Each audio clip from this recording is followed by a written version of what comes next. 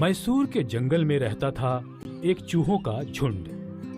चूहों ने नदी के नजदीक बना ली थी एक बस्ती, जहां वो बेफिक्र खुशी से रहते थे। चूहे अपना खाना इकट्ठा करने के लिए आसपास जंगल में ही घूमते और चूहों के बच्चे वहीं जंगल में खेलते रहते। एक दिन की बात है, जंगल में आए कुछ नए मेहमान।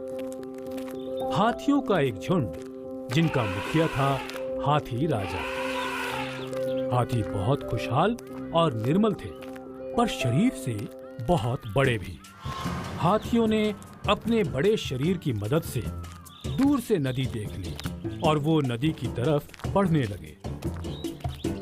हाथी खुश थे और उन्होंने नन्हे चूहों पर ध्यान नहीं दिया और इसी वजह से कुछ नन्हे चूहे हाथियों के पैरों के नीचे कुचले गए। हाथियों का झुंड नदी किनारे आया। सभी हाथी खुश थे। ये नदी और ये जंगल हम लोगों के लिए बहुत अच्छे हैं।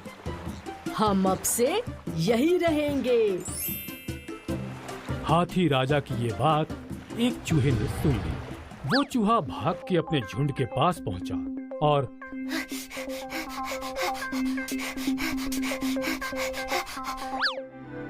दोस्तों, बुरी खबर है। हाथियों ने फैसला लिया है कि वो यही रहेंगे। अरे नहीं, आज इन हाथियों की वजह से हमारे कुछ बच्चे मर गए और अगर ये हाथी यही रहे तो हम में से कोई नहीं बचेगा। नहीं, ऐसा नहीं होगा। जंगल बहुत बड़ा है। हमें हाथियों से बात करनी चाहिए। शायद कोई मार्ग निकल आए। पर अगर हाथियों ने हम पर हमला किया तो? लेकिन हमें एक बार बात जरूर करनी चाहिए। ऐसा बोल के वो चूहा एक और चूहे के साथ निकल पड़ता है। अब दोनों चूहे नदी के पास पहुंच गए। हाथी राजा नदी के पास अपने परिवार के साथ बैठे थे। चलो, हम उनसे बात करते हैं। पर उनका ध्यान हमारे पास आएगा कैसे? वो देखो, वहाँ एक शंख है। दोनों चूहे शंख तक पहुंचकर शंख बजाते हैं और शंख की आवाज सुन के हाथी राजा का ध्यान उनकी तरफ आता है। चूहे भाई, क्या हुआ? आप शंख क्यों बजा रहे हो? हम आपसे बात करना चाहते थे, पर आपका ध्यान हम पर नहीं आ रहा था, इसलिए शंख बजाया। बोलिए, क्या बोलना है आपको? हाथी राजा, आप बहुत बड़े और शक्तिशाली हैं, पर हम लोग यहाँ बरसों से रहते आए हैं।